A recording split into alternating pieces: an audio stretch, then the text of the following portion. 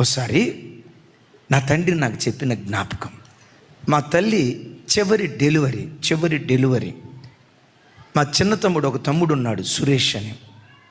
ఆ తమ్ముడు పుట్టుకలో మా అమ్మ చావు బ్రతుకుల మధ్యలోకి వెళ్ళింది. అంటారు కదా, బాలింతలకి ఏదో వ్యాధి వస్తుంది కదా, దాన్ని ఏదో అంటారు కదమ్మా, సరే బాలింత జబ్బు అంటారు కదా. 84, 83 ఆ ప్రాంతంలో మా అమ్మకి బాలింత జబ్బు వచ్చింది. నాకప్పుడు 9 సంవత్సరాల వయసు. అప్పటికి 20 రోజులు మా తల్లి హాస్పిటల్లోనే ఉంది. మా నాన్న ఒక హాస్టల్లో చిన్న ఉద్యోగం చేసేవాళ్ళు. దేవుని కృప, మా అమ్మకి మా నాన్నకి చక్కటి ప్రేమ, చక్కటి ఐక్యత, ఒక స్నేహితులాగా వాళ్ళు కలిసి ఉంటారు దేవుని కృపను బట్టి.